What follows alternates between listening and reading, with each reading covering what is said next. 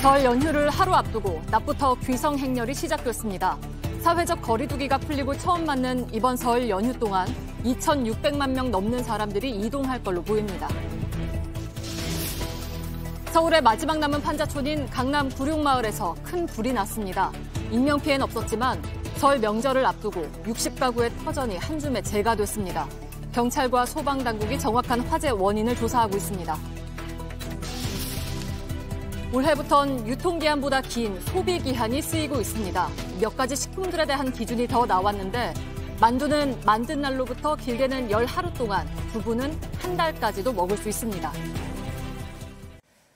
네, 시청자 여러분, JTBC 뉴스룸을 시작하겠습니다. 나흘 동안의 설 연휴가 내일부터 시작이 됩니다. 거리 두기가 다 풀리고 처음 맞는 설입니다. 연휴를 하루 앞둔 오늘 낮부터 추위를 뚫고 고향을 찾는 발걸음이 이어지고 있습니다. 먼저 하늘에서 본 오늘 낮의 귀성길 상황부터 한민정 기자가 전해드리겠습니다. 지금 시각 오후 1시 반입니다. 설 연휴를 하루 앞둔 귀성길 모습 헬기를 타고 살펴보겠습니다.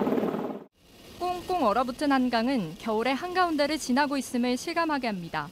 드넓은 논밭에는 하얗게 살얼음이 내려앉았습니다. 한낮에도 영하에 머문 추위 속에서도 고향을 향하는 발걸음은 멈출 줄 몰랐습니다. 제 속도를 내며 시원하게 달리는가 싶더니 차들이 몰리면서 앞차와의 간격이 점점 좁아집니다. 느릿느릿 움직이며 어느새 긴 줄이 늘어섭니다. 평소처럼 뻥 뚫린 반대편 도로와 달리 서울을 빠져나가려는 차들은 거북이 걸음을 이어갑니다. 1시간이 지난 지금 서해안고속도로 서평택 분기점을 막 지났는데요.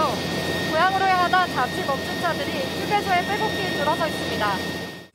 지난해와 달리 사회적 거리 두기가 사라지면서 이번 설 연휴에 이동하는 사람은 더 늘어날 것으로 보입니다. 설 당일에만 최대 665만 명이, 연휴 기간 내내 약 2,600만 명이 이동할 걸로 보고 있습니다. JTBC 한민정입니다. 네, 그럼 지금 이 시각 상황은 어떤지 현장에 가 있는 저희 취재 기자 연결하겠습니다. 귀성길 길목에 박지영 기자 나가 있습니다. 자, 박 기자, 휴게소에 나가 있는 것 같은데 어떻습니까? 많이 붐비고 있습니까? 저는 지금 서울과 부산을 잇는 경부선에 있는 기흥 휴게소에 나와 있습니다. 시간이 지나면서 또 저녁 식사 시간이 되면 이곳 휴게소를 찾는 분들도 점점 더 많아지고 있습니다. 이곳 주차 구역을 한번 보시면요. 지금 차 세울 곳을 찾기도 어려울 정도로 차들이 좀 빼곡히 차 있는 모습이고요. 또 늦은 저녁 시간이지만 아직도 휴게소를 이용하기 위해 차들이 계속 들어오는 모습도 볼 수 있습니다. 이번 설 명절은 거리두기도 거리두기지만 지난 추석과는 달리 야외에서 마스크를 벗을 수 있습니다. 그렇기 때문에 이쪽을 보시면 여기가 음식을 사 먹을 수 있는 매점 공간입니다. 시민분들이 이곳에서 음식을 사서 야외에서 마스크를 벗고 자유롭게 음식을 먹고 또 휴게소 이용하는 모습도 볼 수 있었습니다. 먹고 싶은 음식을 살 때도 조금 더 편안한 마음으로 주문하는 모습이었습니다. 또 고향길에 나선 시민분 이야기도 한번 들어보시겠습니다. 저희도 오랜만에 또 내려가니까 기분이 되게 좋죠. 작년 설에는 이제 영상통화하면서 세배 드리고 그랬었죠. 이제 모여가지고 이제 또 어머님하고 윷놀이도 하고. 네, 뭐 그렇게 고향으로 가는 분들만큼이나 지금 고향에서 기다리고 있는 가족분들도 설레며 기다리고 계실 텐데 어떻습니까?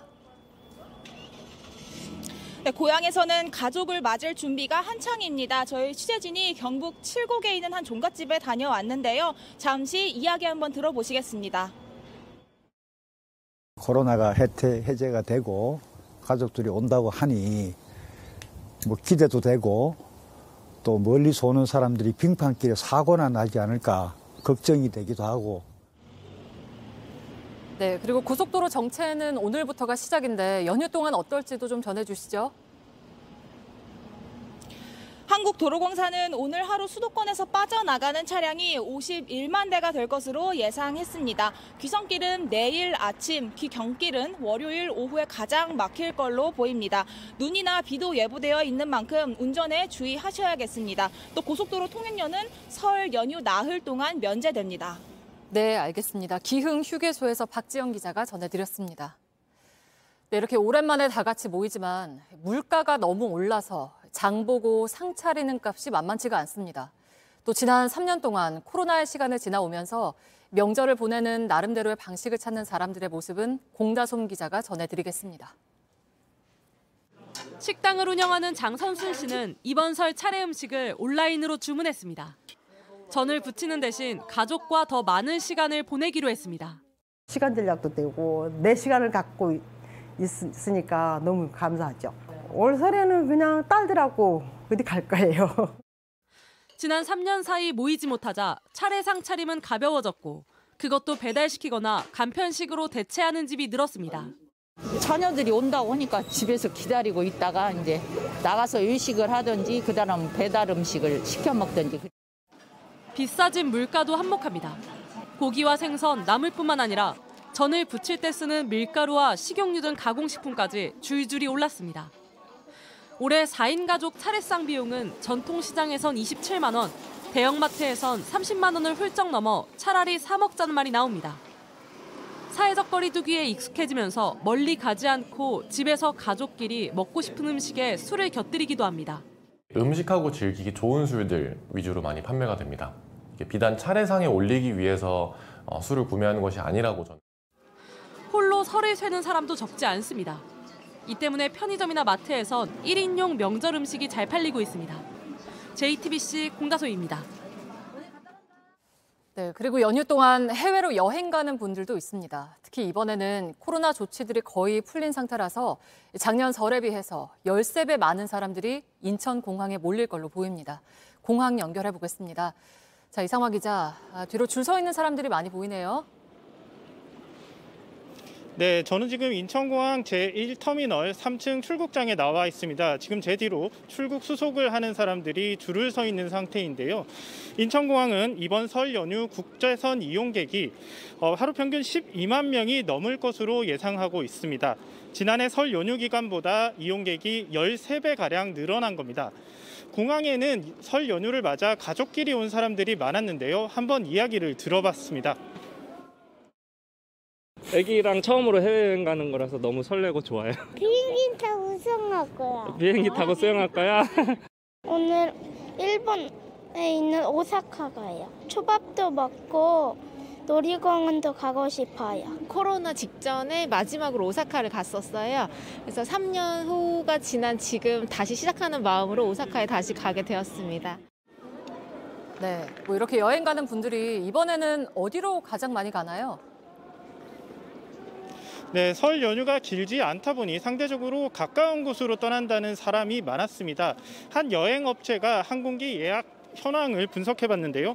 항공 노선별로는 일본 예약이 절반에 가까운 48.7%로 1위를 차지했습니다. 2위는 동남아였습니다. 네, 그리고 방역 조치들이 거의 풀리긴 했습니다만 나라마다 조금씩 다를 거기 때문에 미리 확인을 하고 가셔야겠죠? 네, 그렇습니다. 나라마다 방역 조치가 달라서 확인이 필요합니다. 예를 들어서 대만이나 베트남 같은 경우는 백신을 맞았다는 증명서가 필요하지 않습니다. 하지만 일본 같은 경우는 3차 백신 증명서가 있지 않으면 PCR 검사 음성 확인서를 내야 되는 상황입니다. 또 국내에 제주 여행을 가는 사람들이 많을 건데요. 연휴 사흘째인 23일부터는 많은 눈이 제주에 내릴 수 있기 때문에 비행기가 못 뜰 수 있다는 점을 알고 계셔야 할 것 같습니다. 네, 잘 들었습니다. 인천공항에서 이상화 기자가 전해드렸습니다. 네, 방금 이상화 기자가 전해드린 것처럼 요즘 우리나라에서 가장 많이 찾는 여행지는 일본입니다. 가깝기도 하고 또 엔화 값이 싸지면서 더 늘어났습니다. 이 내용은 김현의 도쿄 특파원입니다. 친구와 일본을 찾은 한국 여행객. 나란히 기모노를 빌려 입고 기념 포즈를 취해봅니다. 일본 대표 관광지인 아사쿠사나 긴자에선 이런 모습을 쉽게 만날 수 있습니다. 以前は中国の人が多かったんですけど、今は韓国の方は多いです。 몇 년 전 일본 제품 불매 운동이 일었던 때와는 전혀 다른 풍경입니다. 지난해 일본을 다녀간 외국 관광객은 약 383만 명. 이 중 우리 국민이 101만 명으로 1위입니다. 외국인 관광객 4명 중 1명이 한국인인 셈입니다. 코로나 이후 해외여행 욕구가 커진 데다 엔저 현상까지 겹치면서 한국인 발길이 늘어난 겁니다. 그런 걸 걱정을 하긴 했었는데 이제 예산을 좀 비교해보니까 합리적이라는 생각이 들어서 오게 되었습니다. 여행객이 몰리면서 환전도 쉽지 않습니다. 인천공항 환전소 등에선 한 사람당 일본 돈 1,000엔짜리 5장씩만 바꿔주고 있는 겁니다. 영업점마다 외화를 보유하고 있는 양들이 있을 거잖아요. 그거에 맞춰서 드리는 거라고 보시면 돼요. 한국인 관광객이 늘다 보니 일본 관광업계에선 주요 관광지에선 한국어만 들린다는 얘기가 나올 정도가 됐습니다. 도쿄에서 JTBC 김현희입니다. 열흘 뒤 대부분의 실내에서도 마스크를 벗고 나면 코로나 방역 조치는 이제 확진자를 일주일 격리하는 것만 남습니다. 이것도 이미 아예 안 하기로 한 나라들도 있는데요. 우리 방역 당국도 공식적으로 논의할 때가 됐다고 밝혔습니다. 윤영탁 기자입니다. 실내 마스크 의무 해제는 지난해 말부터 본격적으로 논의됐습니다. 당시 여권에선 확진자 격리 기간까지 줄이자는 주장도 나왔는데 방역 당국은 당장 손을 대는 건 어렵다고 했습니다. 격리 기간을 3일로 줄이면 확진자가 4배 늘고 격리를 해제하면 8배 이상 급증한다는 연구 결과를 이유로 들었습니다. 하지만 오늘 브리핑에선 공식적으로 논의를 하겠다고 밝혔습니다. 마스크 의무 해제가 진행이 되면서 그런 논의를 시작할 단계가 되었다고 생각하고 있고요. 우선 새로운 변이가 나오지 않고 있다는 점이 고려됐습니다. 또 개량형 백신이 지금 변이의 효과가 높다는 연구 결과도 긍정적인 신호로 판단했습니다. 시기도 언급했습니다. 세계보건기구 WHO가 코로나19에 대한 비상사태를 해제하는 게 먼저입니다. 그러면 우리도 감염병 등급을 내리고 격리 의무를 어떻게 할지 논의할 수 있습니다. WHO는 오는 27일 비상사태를 유지할지 여부를 결정합니다. 홍콩은 오는 30일부터, 일본은 올 봄부터 확진자 격리를 없애기로 했습니다. JTBC 윤영탁입니다. 설 연휴를 하루 앞둔 오늘 서울 구룡마을에서는 큰 불이 났습니다. 마을 주민 500여 명이 빠르게 대피해 다행히 인명피해는 없었지만 60여 명의 삶의 터전이 없어졌습니다. 급박했던 아침 화재 상황 모습부터 조혜연 기자가 보도합니다.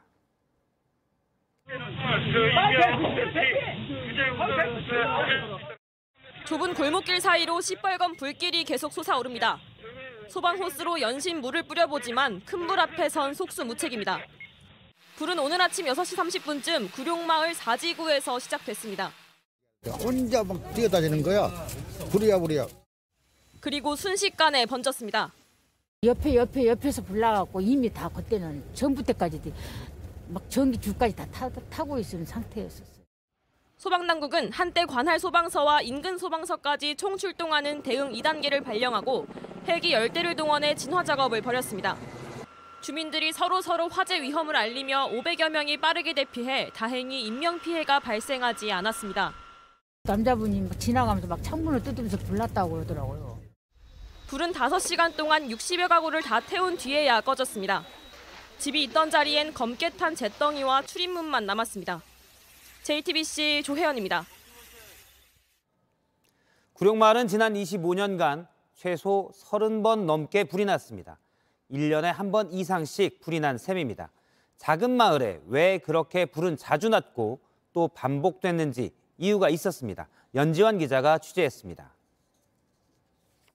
설 연휴를 앞두고 난 불은 이렇게 수십 가구를 태우고 나서야 꺼졌습니다. 왜 이곳에서 화재가 끊이지 않는 것인지 직접 현장을 살펴보겠습니다. 가스통이 시커멓게 변해버렸습니다.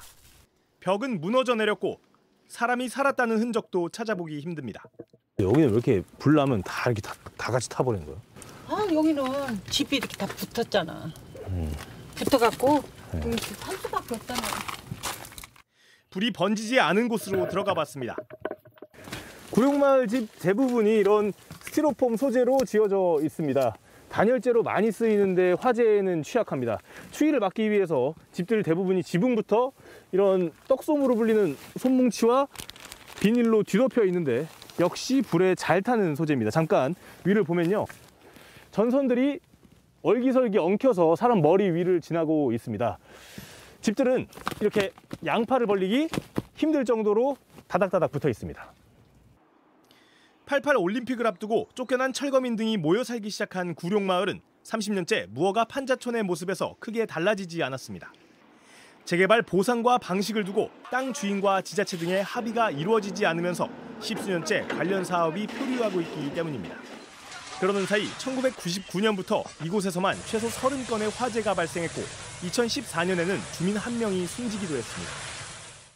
열악하니까 어쩔 수 없는 거죠. 이건 불연제가 아니에요. 이거는 보온덮개지 불연제는 아니에요.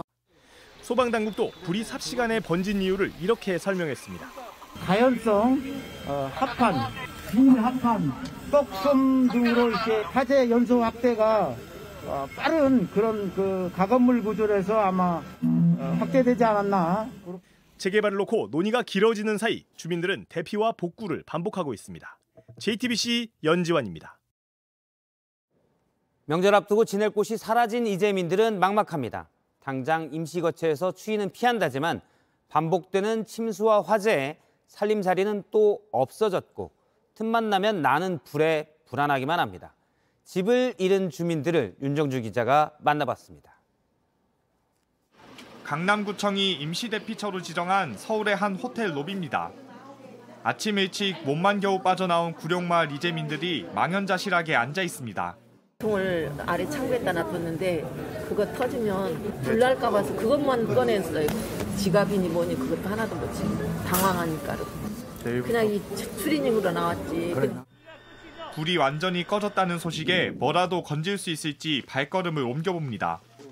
완전히 폐허가 된 집에는 아직 발을 들일 수도 없었습니다. 그래도 혹시나 남은 거들이나 찾아보려고 그러는데 못 들어가요, 못 들어가요. 나중에요. 지난해 장마로 구룡마을에 600여 가구가 침수 피해를 겪었는데 잠겨가지고 다 수리해 놓은 거거든요. 작년에 12월 달에 끝났어요. 좀 살아보려고 고쳤는데. 설날을 하루 앞두고 일어난 화재에 명절 맞이도 못하게 됐습니다.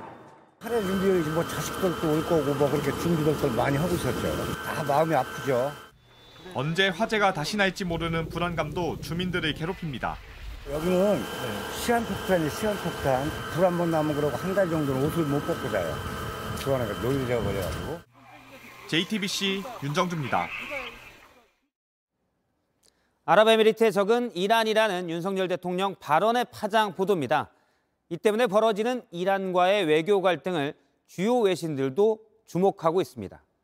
서로 양국 대사를 불러 항의했다며 갈등 사실을 전하고 한 외신은 윤 대통령의 발언이 이 논쟁을 촉발시켰다고도 했습니다. 우연일 것 같긴 하지만 해운업계는 마침 이란 앞바다를 오가는 선박들에게 주의를 당부했습니다. 최수연 기자가 보도합니다. 호르무즈 해협 통항 주의 당부. 한국해운협회가 163개 회원사에 발송한 공문입니다. 이란 앞바다인 호르무즈 해협에서 이란 혁명수비대의 납포 활동이 늘어날 수 있으니 선박 운항 시에 주의하라는 겁니다. 2년 전 한 이란 관계가 동결 자금 문제로 악화됐을 당시 이란 혁명수비대는 한국 국적 선박을 3개월간 억류한 바 있습니다. 해운협회 공문은 윤석열 대통령의 발언이 논란이 된 직후인 지난 18일 발송됐습니다. UAE의 적은 가장 위협적인 국가는 이란이고 문제의 발언 이후 양국 간의 긴장이 높아진 점을 고려한 조치 아니냐는 해석이 나왔지만 해운협회 측은 대통령 발언과는 무관한 통상적인 공문이라고 했습니다. 외교부 차원에서도 호르무즈 해협에 대해 별도의 강화 조치를 하진 않을 방침입니다. 다만 여러 외교적 노력에도 양국 간 갈등 국면은 풀리지 않고 있습니다. 대통령실 고위 관계자는 대통령 순방지인 취리히에서 이란 측에서 오해가 있었던 것 같다고 했습니다. 대통령 발언 자체엔 문제가 없지만 이란 측에서 잘못 이해하고 있다는 취지입니다. 또 다른 대통령실 관계자도 JTBC에 이란 측과 잘 소통하고 있다면서도 대통령 발언엔 잘못된 게 없다고 했습니다. 이란은 자국과 아랍에미리트를 적대 관계로 규정한 윤 대통령 발언의 팩트가 틀렸다는 입장이지만 우리 정부가 대통령 발언엔 문제가 없다는 입장을 고수하면서 외교적 해법이 더 꼬이고 있다는 지적이 나옵니다. JTBC 최수연입니다. 일제 강제징용의 대표적 사례 중 하나인 사도광산에 대해 일본이 또 세계 문화유산 등재를 신청했습니다. 이번이 두 번째입니다. 그런데 이번에도 조선인에 대한 강제 노동 사실은 쏙 뺐습니다. 아픈 역사는 빼고 듣기 좋은 역사만 내놓는다면 그건 진정한 유산이 아닙니다. 정재윤 기자입니다. 일본 정부가 지난 19일 일본 니가타현에 있는 사도광산을 세계 문화유산에 올리기 위해 유네스코에 서류를 제출했습니다. 지난해 2월 신청했다 서류가 미흡해 한 차례 반려됐는데 이번에 관련 서류를 보완해 다시 제출한 겁니다. 하지만 이번에도 일제 강제노동 사실은 빠졌습니다. 일제시대 이전인 19세기 중반까지의 역사적 가치만 주장하는 방식으로 조선인을 강제로 동원한 사실을 의도적으로 배제한 겁니다. 우리 정부는 곧바로 주한 일본 대사관 대사대리를 불러 항의했습니다. 외교부는 사도광산을 또다시 세계유산으로 등재 신청한 것에 대해 유감을 표명한다고 밝혔습니다. 앞서 우리 정부는 일제 강제징용 피해자에 대한 자체 배상안을 마련하고 일본의 성의 있는 호응을 촉구하고 있습니다. 하지만 일본이 사도광산 등재를 추진하는 건 강제징용 문제 해결에 부정적인 입장을 다시 한번 보여준다는 지적이 나옵니다. JTBC 정재윤입니다. 고은 시인의 새 시집을 냈던 출판사가 이 시집을 더 이상 안 팔겠다고 했습니다. 성추행 의혹에 대해서 사과하지 않고 복귀하는 걸 출판사가 도왔다는 비판이 커지면서입니다. 출판사는 사과하면서도 누구나 출판의 자유를 갖고 있다는 점을 강조했습니다. 이한길 기자입니다. 전 지구적 시인의 신작 시집, 성추행 논란 이후 5년 만에 나온 고은 시인의 책입니다. 그는 상습범입니다. 여러 차례 너무나 많은 그 성추행과 성희롱을 저희가 목격했고 혹은 제가 피해를 봤고요. 5번의 가을을 보내는 동안 시의 시간을 살았다고 썼지만 책 어디에도 사과는 없었습니다. 오히려 환하게 웃고 있는 사진을 작가 소개에 넣었습니다. 최영미 시인은 권력은 자신을 반성하지 않는다고 꼬집었고 출판사 내부에서도 계속해서 고은 시인의 변호인 노릇을 해줘야 하는가라는 지적이 나왔습니다.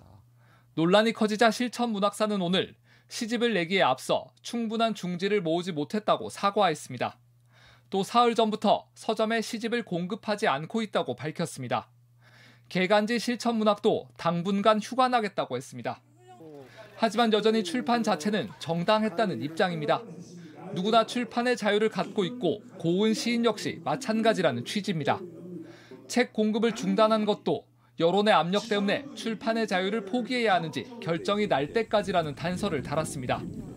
논란이 이어지는 가운데 당사자인 고은 시인은 계속 침묵하고 있습니다. JTBC 이한길입니다. 네, 생애 마지막까지 카메라 앞에 서고 싶다던 배우 윤정희 씨가 세상을 떠났습니다. 10년 넘게 알츠하이머를 앓다가 향년 79세의 나이로 프랑스 파리에서 눈을 감았습니다. 최하은 기자입니다. 돈 넣는 거요. 요만한 거 있잖아요. 지갑이요. 맞아, 지갑이요. 이름도 기억을 잃어가는 병도 자신과 같았던 미자는 배우 윤정희가 그려낸 마지막 주인공으로 남았습니다.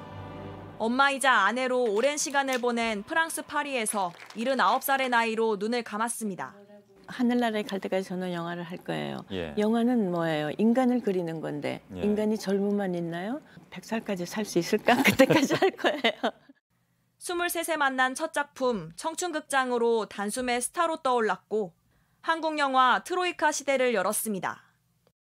금년도 신인상에 윤정희라는 이름이 들려왔습니다. 때론 한없이 순진하게, 때론 당당한 욕망의 주체로 장르나 역할에 갇히지 않고 300편 가까운 작품을 쌓아 올렸습니다.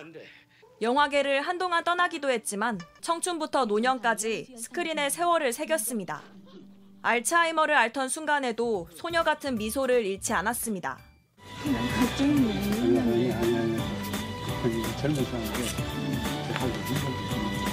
나 젊잖아.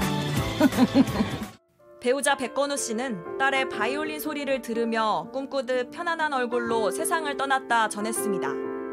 윤 씨의 형제들이 방치 의혹을 제기한 뒤 대법원까지 이어진 성년후견인 소송도 종결될 전망입니다. JTBC 최하은입니다. 김성태 전 쌍방울그룹 회장이 오늘 새벽 구속됐습니다. 검찰은 김 전 회장의 횡령으로 500억 원이 넘는 비자금을 만들었다고 보고 있는데요.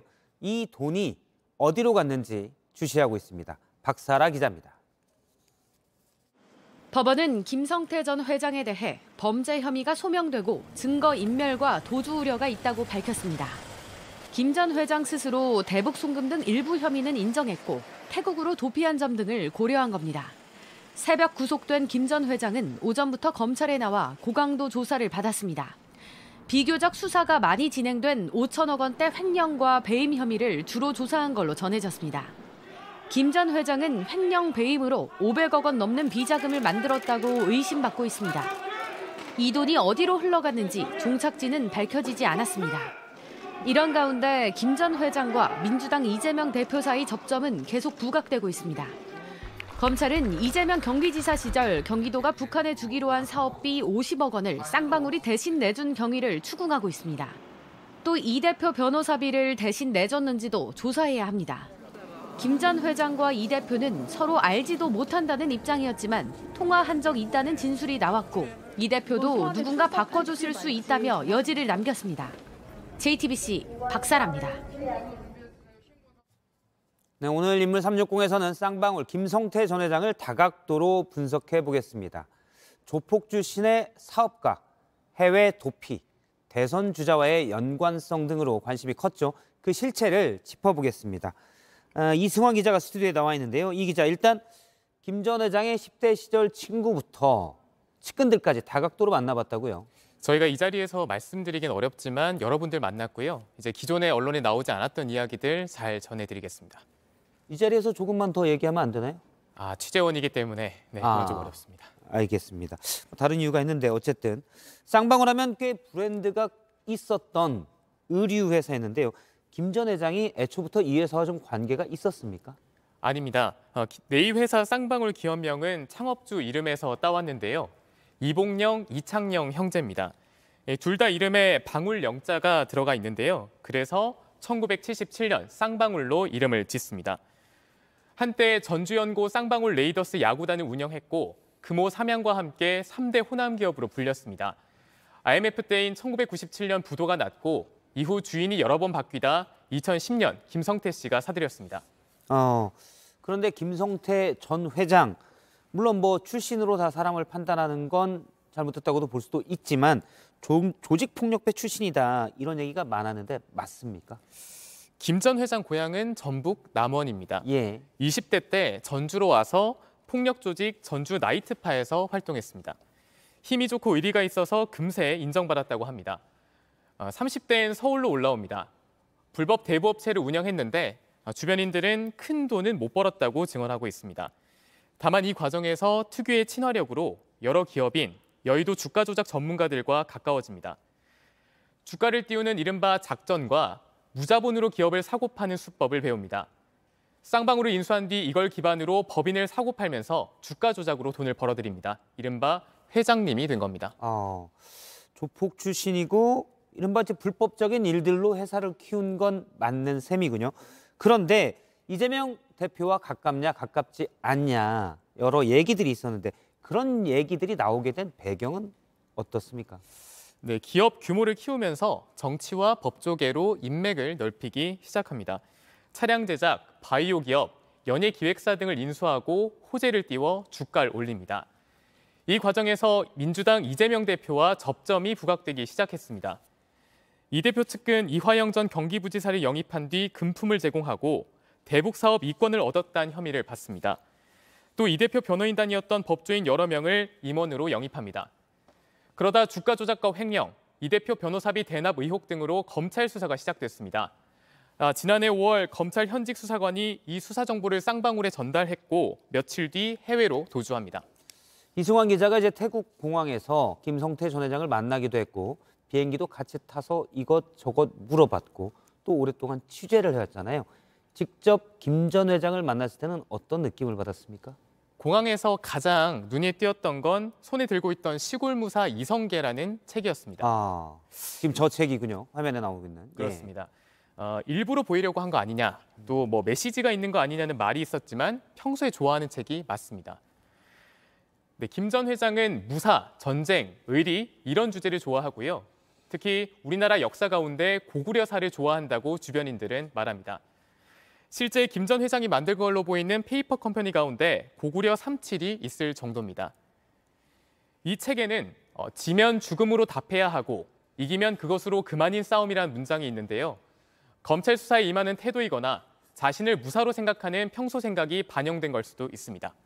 본인을 무사로 생각했다. 일단 뭐 조폭 출신이라는 말과 연관은 되는데 또 다른 면에서 어떤 게 연관될지는 잘 모르겠습니다. 그런데 뉴스에 보니까 저희도 보도를 했는데 김성태 전 회장의 변호인단이 상당히 많더라고요. 알만한 사람들도 많고요. 네, 변호인 수만 10명이 넘습니다. 김 전 회장은 2014년 주가 조작 사건으로 구속될 당시에도 호화 변호인단을 썼습니다. 실형을 살지 않고 벌금도 최소화하면서 돈의 위력을 보여줬습니다. 이번엔 전두환 씨 비자금 사건을 수사했던 대검 중수과장 출신 등 특수통 변호사들을 대거 고용했습니다. 검찰과 싸움에서 해볼 만큼 해본 뒤 살 길을 찾아보겠다는 전략으로 보입니다. 김 전 회장 신조는 착하게 살자고 별명은 김착한이라고 합니다. 자신이 만든 법인에 착한이 인베스트란 이름을 붙이기도 했는데요.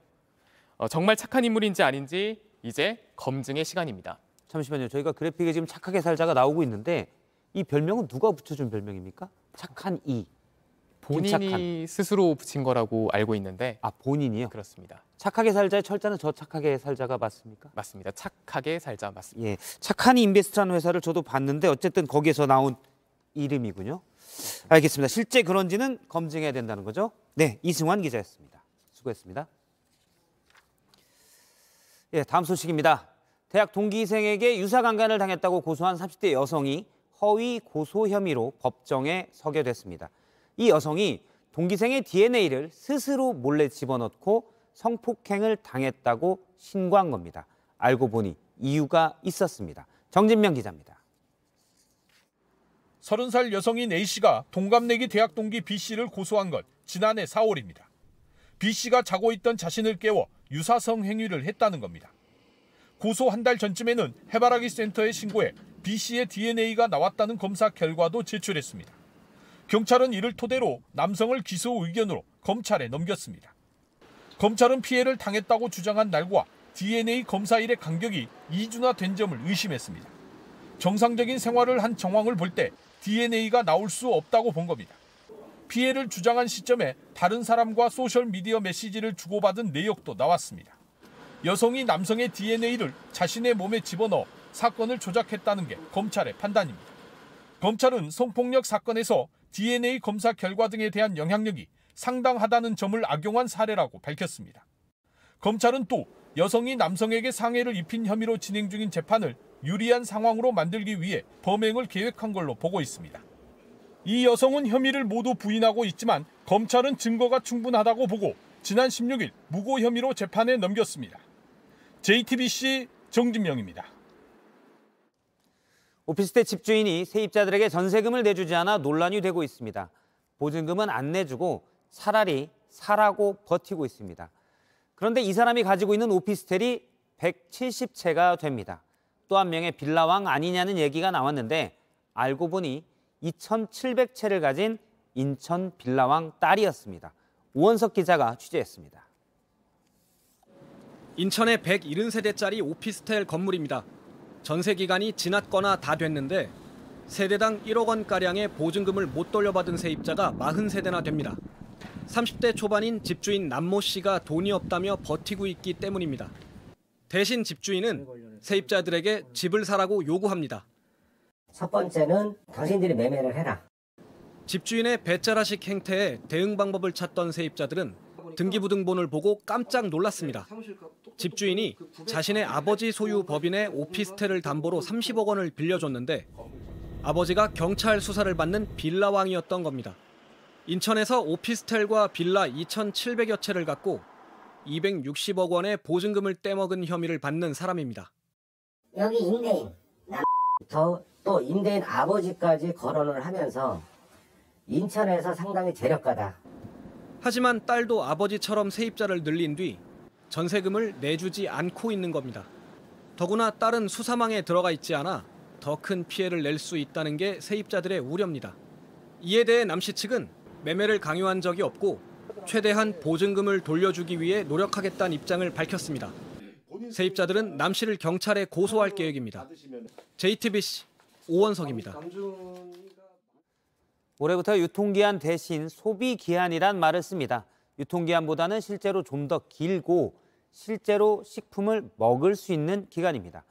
만두는 11일까지, 두부는 한 달까지 먹을 수 있는데요. 정인아 기자가 자세히 전해드립니다. 마트에서 쉽게 볼 수 있는 소시지입니다. 2023년 2월 18일까지라고 써 있습니다. 소비기한입니다. 날짜가 짧은 거는 가능하면 내가 사지를 않아요. 채소 같은 거는 그냥 우리가 보기에 신선하다 싶으면 제가 재활용해서 써요. 올해부터 유통기한과 함께 소비기한을 쓰도록 했습니다. 유통기한보단 더 깁니다. 판매할 수 있는 기간이 아니라 잘 보관했을 때 먹을 수 있는 기간이기 때문입니다. 식품의약품안전처는 250개 품목의 소비기한 참고값을 추가로 공개했습니다. 만두의 소비기한은 9일에서 11일, 두부는 30일, 햄과 소시지는 61일로 늘어납니다. 다른 식품보다 더 철저하게 관리해야 하는 우유는 2031년부터 적용하기로 했습니다. 올해 말까지는 유통기한과 소비기한을 같이 쓸 수 있어 주의해야 합니다. 소비기한은 날짜가 지나면 먹으면 안 되지만 유통기한은 그렇지 않기 때문입니다. 이게 딱히 안다고 말씀드리기가 좀 애매하네요.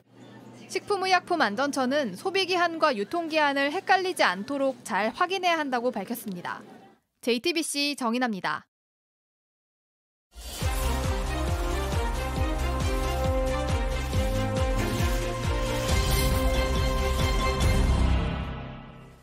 자영업자들에게 명절 대목이란 말이 옛말이 된 지도 꽤 됐습니다. 자영업자들이 빌린 돈은 어느 때보다 많습니다. 쉬지 않고 일해도 희망이 보이지 않는다, 못 버티겠다는 이들의 이야기를 밀착카메라 이혜원 기자가 전해드립니다. 건물 곳곳에 새로운 세입자를 구하는 임대 딱지가 붙었습니다. 식당도 있고 술집도 있고 손님들이 없으니까. 폐업한 가게를 정리하는 업체는 일손이 부족할 정도입니다. 한눈에 봐도 많은 집기가 쌓여 있습니다. 정육점에서 고기를 보관했을 냉장고가 보이고요. 이쪽에는 시래기와 도라지를 팔았을 어느 반찬 가게의 흔적도 남아 있습니다. 조금 더 살펴보겠습니다. 여기를 보시면 온장고가 있는데요. 이 옆에는 새로 찜닭집을 오픈했다는 전단지가 아직 붙어 있습니다. 하지만 지금은 주방이 아니라 이 창고에 남아 있습니다. 지난해 전체 취업자 중 자영업자의 비중은 약 20%로 1963년 통계를 내기 시작한 후 가장 낮습니다. 저녁 시간이지만 거리가 한산합니다. 지금 이 식당도 유리문 너머로 손님이 보이지 않는데요. 어떤 상황인지 직접 들어가서 한번 들어보겠습니다. 밖에서 물어보시지 않았어요? 엉망이지만 아주. 보세요, 텅텅 비어가지고. 27개 테이블 중 손님은 딱 한 팀입니다. 대출로 버텨왔지만 이젠 막다른 곳까지 왔습니다. 카드론 같은 걸로 막 돌려막기 식으로 폐업을 하게 되면 갚아야 되기 때문에 이러지도 저러지도 못하는 거예요. 다른 가게도 상황은 다르지 않습니다. 자영업자를 위한 저리 대출 코로나 때 시행했던 거 이제 갚을 때가 되니까 매출이 올라와야 되는데. 지난해 자영업자의 대출 잔액은 1,014조 원으로 사상 처음 1,000조를 넘겼습니다. 2019년과 비교하면 300조 원 넘게 급증한 수치입니다. 특히 소득이나 신용이 낮은 서민들의 대출 증가율이 높았습니다. 시장 주변을 한 바퀴 돌아보니까요. 이런 각양각색의 명함을 주울 수 있었습니다. 하나씩 자세히 살펴보면 정말 급하신 분 환영 또는 자영업자 100% 대출 그리고 30분 바로 대출 같은 문구가 눈에 띕니다. 직접 전화해보니 이자가 법정 기준인 연 20%를 훌쩍 넘어 475%에 이릅니다. 100만 원부터 시작하고 있고요. 하루에 3만 원씩 44일이요. 급하니까 안 쓸 수가 없어.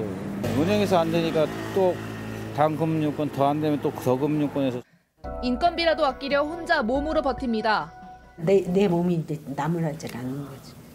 몇 년 전에도 아파서 스트레스 받아서.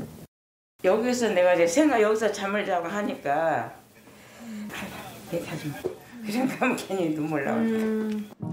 가장 힘든 건 하루를 버텨도 내일이 더 나아질 거란 희망이 보이지 않는다는 겁니다. 정말 눈 뜨면 가게, 집 끝나면 집 그렇게밖에 살아오질 않았는데도 그렇게 벌지도 못하고 그냥. 자영업자들은 대출을 갚는 기간을 연장해주거나 이자를 조금이라도 줄여주는 등의 대책을 마련해달라고 말합니다. 종합소득세를 안 냈어, 부가세를 안 냈어, 다 냈는데 이게 나 때문에 이렇게 된 것도 아니고. 못 버티겠어요. 취재진이 만난 자영업자들이 가장 많이 한 말입니다. 코로나가 지나가자 찾아온 고금리, 고물가 한파. 자영업자들의 눈물 속에서 서민 경제가 휘청이고 있습니다. 밀착 카메라 이혜원입니다. 네, 방금 들어온 소식입니다. 오늘 오후 6시 16분쯤 경기 성남시 백현동 경부고속도로 서울 방향 서울요금소 인근에서 오중 추돌 사고가 났습니다. 전용 차로를 달리던 버스 5대가 충돌했는데 이 사고로 승객과 운전자 20여 명이 다쳐서 근처 병원으로 옮겨졌습니다. 경찰과 소방당국은 현장을 수습하고 있고 자세한 사고 원인을 조사하고 있습니다. 지금 도로에 계시거나 연휴 동안 운전하실 때 안전에 꼭 주의하시기 바랍니다. 전국 곳곳에서 우리와 함께 살아가고 있는 야생 생물들의 모습이 무인 카메라에 잡혔습니다. 카메라를 빤히 쳐다보는 메토끼부터 또 사람이 만든 오두막에서 먹이를 먹는 사냥의 모습도 담겼습니다. 박상욱 기자와 함께 보시겠습니다. 야행성 동물인 메토끼입니다. 인사를 하는 듯 빤히 카메라를 보다 지나갑니다. 멸종위기 야생생물 2급인 담비입니다. 얼음이 얼지 않은 산기슭 물가에서 물장난을 칩니다. 다른 담비 한 마리는 깜짝 놀라 몸을 숨깁니다. 노루가 따라온 겁니다. 담비 뒤를 쫓기도 합니다. 담비는 몸집은 작지만 무리지어 다닙니다. 보통은 그렇게 노루를 잡아먹는데 오히려 피하는 모습은 보기 쉽지 않습니다. 멸종위기종인 팔색조는 아름다운 빛깔을 뽐냅니다. 알을 품은 어미 검은 머리 물대새는 며칠 밤낮을 꼼짝 않고 부화를 기다립니다. 하늘다람쥐 가족은 사람이 마련해준 집에서 장난을 치고 멸종위기 야생생물 1급인 사냥은 마찬가지로 사람이 마련해준 건초를 먹으며 배를 채웁니다. 경계가 심하지만 오두막은 마음에 든 듯 편안해 보입니다. 전국 곳곳에 설치된 무인 카메라엔 이렇게 다양한 야생생물의 다양한 모습이 잡혔습니다. JTBC 박상규입니다. 조 바이든 미국 대통령이 전화로 직접 햄버거를 주문하는 모습이 공개됐습니다. 주문을 받은 점원은 이게 장난 전화인지 의심하는 눈치였는데요. 정책을 홍보하려고 기획한 이벤트였습니다. 미국 대통령들이 즐기는 햄버거 정치, 오늘의 모바일 이슈 시작합니다. Brittany speaking. How may I help you? Hi, Brian. This is Joe Biden. Well, I'd like to have a bacon cheeseburger with American cheese and a side of French fries. That's crazy. Ooh, I'm shaking. I've got great news. 10.4 million people have applied to start a new business.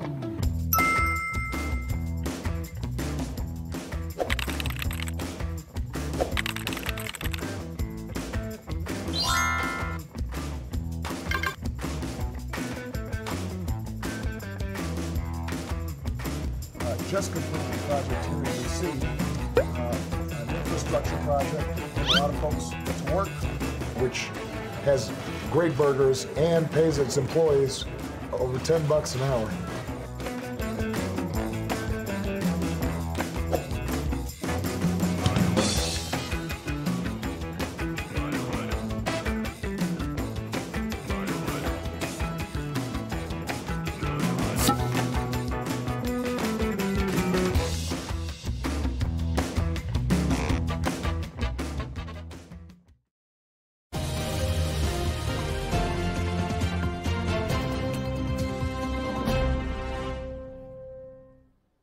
정치권의 때 아닌 금수저 논란이 등장했습니다.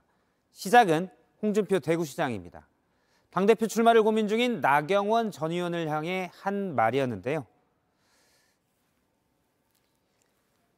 나 전 의원은 바로 금수저로 맞받았습니다. 장제원 의원까지 소환했는데 이 논란에서는 가만히 있던 장 의원으로서는 갑자기 왜 나를 할 수도 있을 것 같습니다. 애초에 금수저 논란은 홍준표 시장이 나경원 전 의원의 부동산을 두고 말을 꺼냈습니다.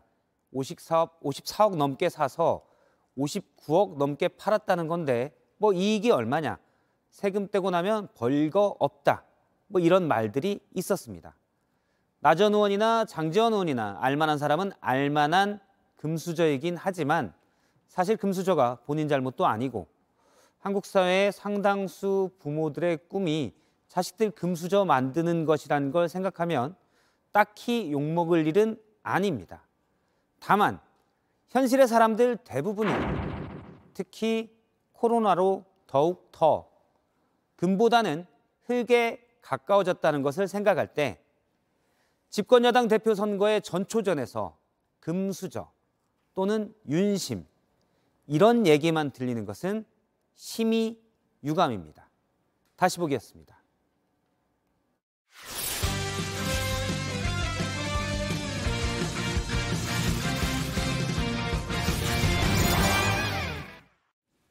스포츠 뉴스입니다.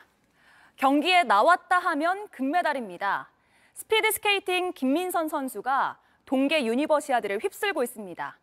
오늘은 500m와 혼성계주에서 금메달을 추가하며 3관왕에 올랐습니다. 문상혁 기자입니다. 빙속 최단거리 종목인 스피드스케이팅 500m. 다른 작전 없이 있는 힘껏 달리는 게 전부인 트랙에서 인코스의 김민선은 첫 100m 구간을 10초 60으로 가장 빠르게 통과했습니다. 덕분에 1000분의 1초를 다툰다는 종목에서 나홀로 질주를 펼친 김민선은 상대를 넉넉히 따돌리고 38초 53 금메달을 목에 걸었습니다.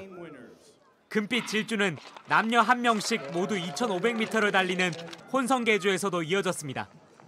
세 나라가 겨루는 첫 그룹에서 김민선이 밀고 안현준이 마무리했는데 가장 먼저 경기를 끝냈지만 다른 그룹 경기들을 초조하게 지켜본 두 선수. 함께 경쟁한 다른 8나라 누구도 3분 10초 84를 깨지 못하면서 환한 미소로 금메달을 목에 걸었습니다.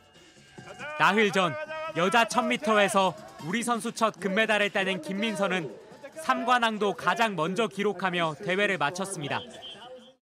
작년에도 유대회를 좀 출전하고 싶었는데 상황이 안 됐고 사실 이제 대학생일 때 또 뛸 수 있는 유일한 대회이기도 하고 뛰면서 좋은 성적 거두고 싶었는데 숱한 국가대표 경기를 치르고도 이 대회만은 생애 처음인 최민정.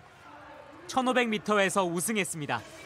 특히 쇼트트랙 남녀 1500m에서 우리 선수들이 금운동 메달을 모두 싹쓸이하는 진풍경도 펼쳐졌습니다. JTBC 문상혁입니다. 네, 기상센터 연결하겠습니다. 자, 이재승 기자, 기후 변화가 절 차례상에도 영향을 줬다고요? 네, 그렇습니다. 먼저 홍동백서의 대표 과일인 사과와 배는 50년 뒤에는 이 차례상에서 보기가 쉽지 않겠습니다. 이 사과는 과거에는 비교적 넓은 지역에서 재배가 됐는데 지구온난화로 점점 줄어들면서 점점 줄어드는 모습이 보이는데 2070년대에는 재배지가 거의 사라질 것으로 보입니다. 그리고 이 배도 일시적으로 좀 재배지가 늘긴 하지만 앞으로 50년 뒤인 2070년대 이후에는 강원도 일부에서만 재배가 가능해지겠습니다. 자, 국내산 명태는 아예 자취를 감췄습니다. 1980년대 국민 생선이었는데요. 그런데 보시면 앞으로 2019년 이후부터는 국내 어획 금지가 되면서 아예 자취가 감춰진 그러한 상태로 보여집니다. 한마디로 지금 차례상에 올라오는 명태포는 대부분 러시아산입니다. 자, 그러나 가는 것이 있으면 오는 것이 있는 법이죠. 이 사과와 배의 빈자리는 따뜻한 기온에서 잘 자라는 감귤이나 멜론, 또 망고 등이 차차 채워나갈 것으로 보이고요. 또 제주에서 주로 잡히던 이 방어는 동해에서 많이 잡히고 있는 상황이고 삼치도 2010년대 이후부터 어획량이 급격히 늘고 있습니다. 이런 가운데 성균관에서 이 설 차례상 간소화 방안을 발표를 했는데요. 나물과 과일 등 9가지면 충분하다라면서 전은 올리지 않아도 된다라고 콕 집어서 설명을 했습니다. 자, 기름에 힘들게 이렇게 전을 부치는 이런 부담을 없애자는 취지입니다. 네, 알겠습니다. 설 연휴 동안 날씨 어떻습니까? 네, 연휴 첫날인 내일은 이 맑고 쾌청한 날씨 속에서 찬바람의 기세가 매섭겠습니다. 전국 대부분 지역에 한파특보가 확대되고 있는 그런 상황인데요.